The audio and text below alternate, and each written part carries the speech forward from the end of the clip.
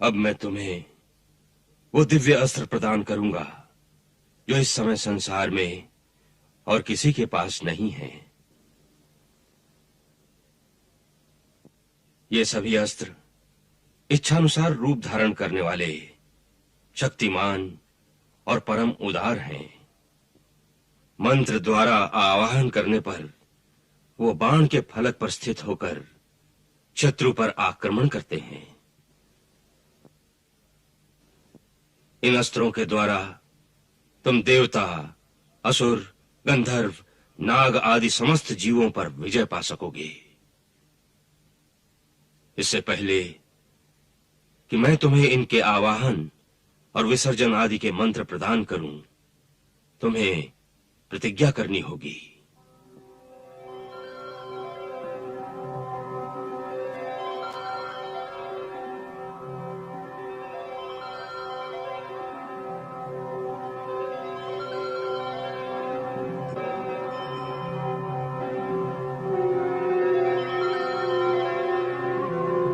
इन अस्त्रों का प्रयोग तुम अहंकारवश केवल अपने बल प्रदर्शन के लिए नहीं करोगे।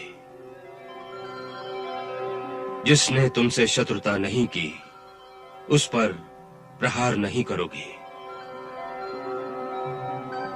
यदि किसी आतताई को किसी निस्सहाय और निर्दोष पर अत्याचार करते देखोगे तो वहां से भागोगे नहीं, बल्कि अपने प्राणों की चिंता किए बिना उस आतताई का अंत अवश्य कर दोगे। जो वीर अपनी आंखों के सामने अन्याय होता देखकर अथवा आतताई से डर के मुंह मोड़ लेता है, उसके अस्त्र तेजहीन और निष्प्राण हो जाते हैं।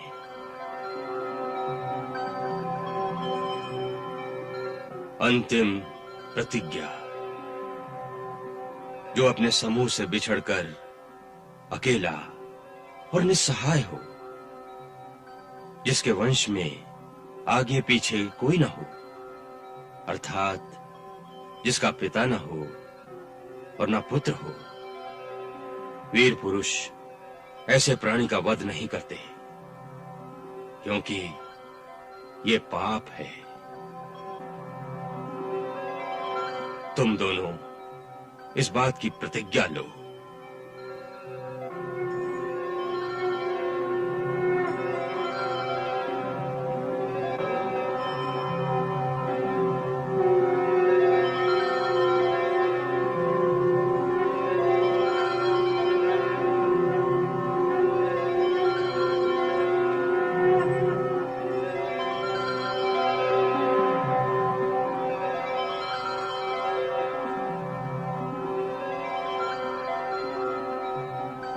समस्त देव अपनी अपनी दिव्य शक्तियां, मंत्र और ज्ञान सहित मुझे मेरे शिष्यों लव और कुश के लिए प्रदान करें। ये समस्त शक्तियां इनके अधीन रहेंगी और आवश्यकता पड़ने पर इनके मानसिक संकल्प के अनुसार प्रकट होकर इनकी सहायता करेंगी।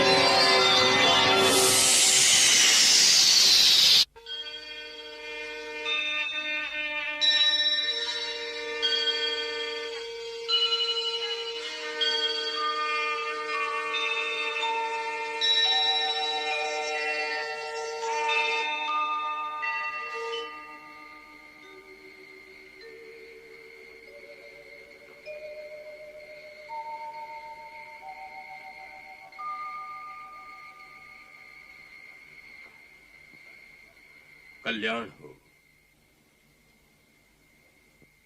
पुत्री, मेरे पास जो कुछ था वो आज मैंने तुम्हारे पुत्रों को दे दिया है। सारी शक्तियां, सारे अस्त्र, सारी विद्याएं, क्योंकि अब वो समय बहुत निकट आ गया है जब उन्हें अपनी माता के साथ किए गए अन्याय का उत्तर अयोध्या वालों से मांगना होगा। अयोध्या वालों से? हाँ, अब सारी शंकाओं के मिटने की घड़ी आ रही है।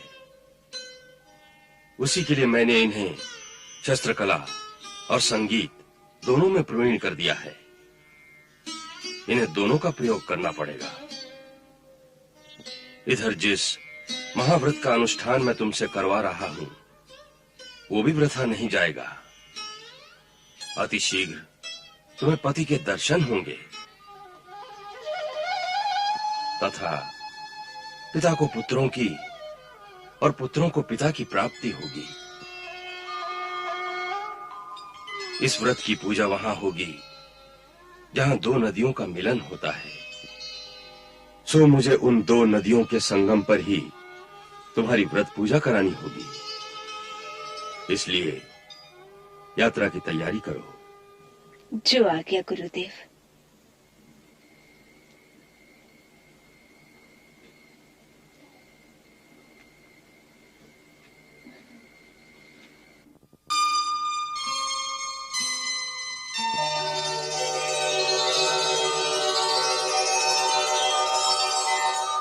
माताजी, माताजी।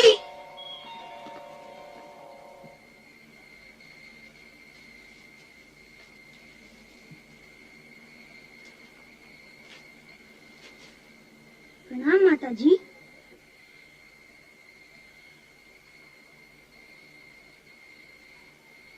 क्या बात है? माताजी, आज हमें गुरुदेव ने ऐसे ऐसे दिव्य अस्त्र प्रदान किए हैं कि संसार में कोई वीर अब हमसे टक्कर नहीं ले सकेगा। अच्छा। माताजी, हमारी विद्या सफल हो और युद्ध में हमारे लिए विजयकारी निषिद्ध हो, ऐसा आशीर्वाद हमें दीजिए।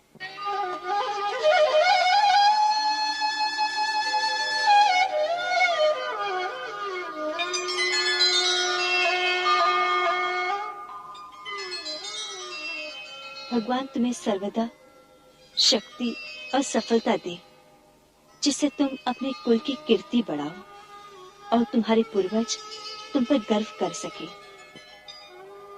उठो पुत्र, भगवान को प्रणाम करो।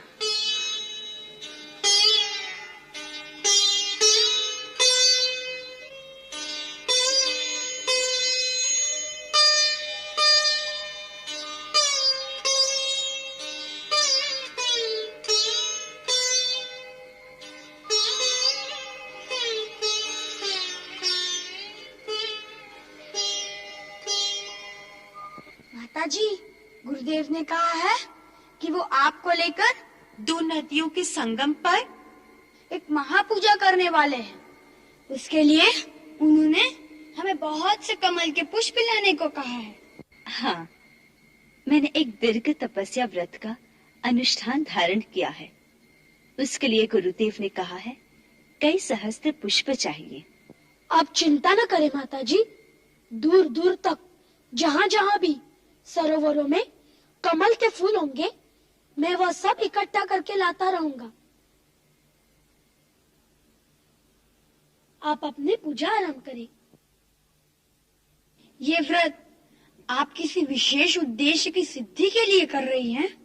हाँ, गुरुदेव ने कहा है इस संयोगकरण नामक व्रत का अनुष्ठान सफलता से संपूर्ण हो जाने पर शीघ्र ही तुम्हारे पिता के दर्शन होंगे।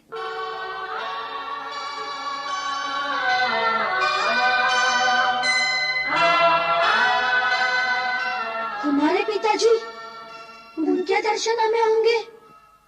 हाँ। माताजी, आज पहली बार आपने अपनी जीवा से हमारे पिताजी की बात कही है। ये बात हम आपसे कई बार पूछना चाहते थे, परंतु नहीं पूछी। मैं तो कई बार अड़ गया था कि आपसे यह प्रश्न अवश्य पूछूंगा, परंतु कुश भैया यह कहकर रोक देते, जब माताजी स्वयं वह बात करने में संकोच करती है तो अवश्य वह बात दुखदायी होगी। दूसरे बालक जब हमसे हमारे पिताजी के बारे में पूछते थे कि वह कौन है, कहाँ है, तो हम उन्हें कुछ उत्तर नहीं दे पाते थे। फिर भी आपसे इसलिए नहीं पूछा कि यदि कोई दुखदायी बात हो तो आपका दिल दुखेगा। माताजी, क्या उसमें कोई दुखदायी बात है? उन्होंने आपको दुख दिया है? नहीं पुत्र, वो तो हमारे पालनहार है, हमारे स्वामी हैं। वो क्यों हमें दुख देंगे? फिर क्या बात है? आज जब आपने स्वयं ही बात छेड़ी है तो कृपया बता दीजिए ना कि हमारे पिताजी कौन हैं, कहाँ हैं? उनसे हम आज तक क्यों नहीं मिले? उनसे मिलने के लिए आपको इतनी बड़ी पूजा करनी पड़ेगी, अर्थात वो कोई देवता है? स्त्री के लिए पति तो देवताओं का भी देवता होता है। देवताओं का भी देवता, अर्थात भगवान? हाँ, परंतु माताजी, मैं जानती हूँ तुम दोनों के मन में बहुत सारे प्रश्न उठ रहे होंगे। उन समस्त प्रश्नों का समाधान केवल गुरुदेव ही करेंगे। वो कहते हैं बहुत शीघ्र ही इन सारे बातों का उत्तर तुम्हें मिल जाएगा। अभी तो मुझे इतने सहस्र कमल पुष्पों को इकट्ठा करने की ही चिंता है। उसकी चिंता आप न करें, उसका उत्तरदायित्व मैं लेता हूँ। मेरी पूजा में किसी भी दिन विघ्न नहीं आना चाहिए। माताजी, प्रतिदिन सूरज निकले अथवा न निकले, परंतु आपको अपने कमल के पुष्प प्रतिदिन निश्चय ही मिलते रहेंगे। यह आपके पुत्र कुश का वचन है।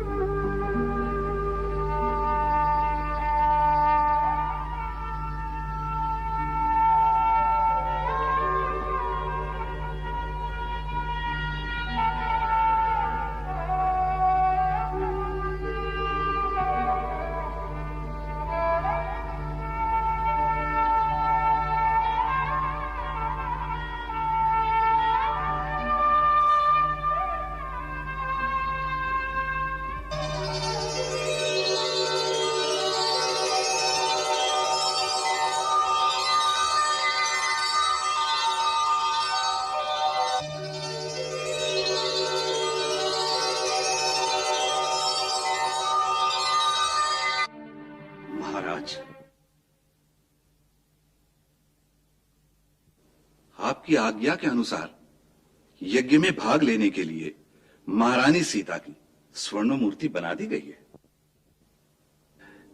शिल्पकार की प्रार्थना है, यदि उचित समझे तो महाराज अपने श्रीमुख से इसकी कला के विषय में अपने विचार प्रकट करे, जिससे इसका उत्साह बढ़े।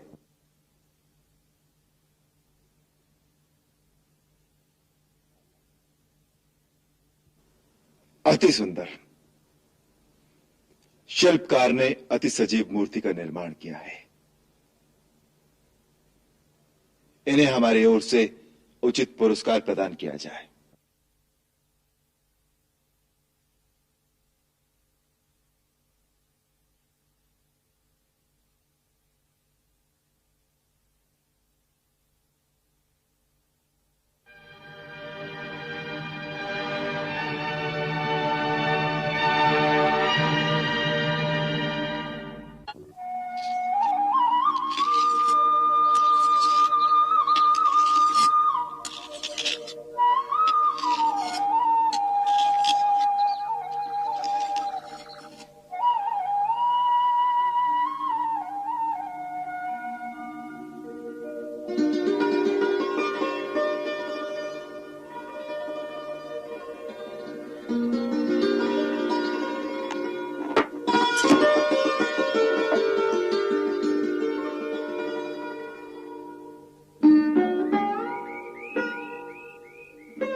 माताजी, आपके इस व्रत का अनुष्ठान कितने समय में पूर्ण होगा? तपस्या काल की सीमाओं में बांधकर नहीं की जाती। भक्त कैसे जान सकता है भगवान कितनी जल्दी अथवा कितनी देर में उसे प्रसन्न होकर उसे दर्शन देंगे। भक्त का कर्म है तपस्या किए जाना और भगवान का काम है अपनी भक्त की लाज रखना। गुरुदेव कहते थे कि भगवान अपने भक्त की परीक्षा भी लेते हैं। अवश्य लेते हैं।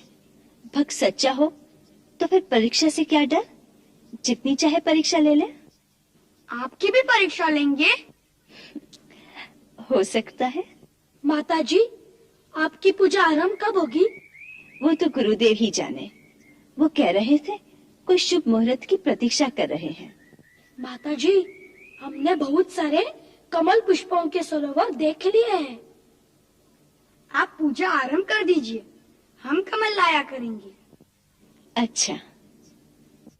तुम्हारी माता दीर्घ काल से जिस व्रत का अनुष्ठान कर रही हैं, उसकी समापन पूजा के लिए हमें स्वयं संगम पर जाना होगा। हमारी अनुपस्थिति में आचार्य देवगिरी आश्रम की व्यवस्था संभालेंगे। तुम दोनों परम वीर और तेजस्वी हो, इसलिए आश्रम की रक्षा का भार हम तुम्हें सौंपते हैं। आप निश्चिंत रहे गुरुदेव, हमारे रहते आश्रम पूर्णतः सुरक्षित रहेगा। इसका हमें पूर्ण विश्वास है कि हमारे शिष्य संसार के बड़ी से बड़ी शक्तियों से न डरने वाले हैं न हारने वाले हैं। ये स्मरण रखना, हम सर्वदा तुम्हारे साथ हैं। गुरुदेव, शिष्य तो सर्वदा अपने गुरु के बल पर ही लड़ता है, इसलिए हम अपने गुरु को कैसे भूल सकते हैं? भगवान तुम्हें सर्वदा विजयी करें। कल्याणमस्तु। हम अग्नि देवता का आह्वान करके यज्ञ की पवित्र अग्नि को प्रज्वलित करते हैं। महाराज राम से प्रार्थना की जाए कि वो अभिषेक के लिए नदी से स्वयं जल भर कर लाएं। जो आज्ञा गुरुदेव।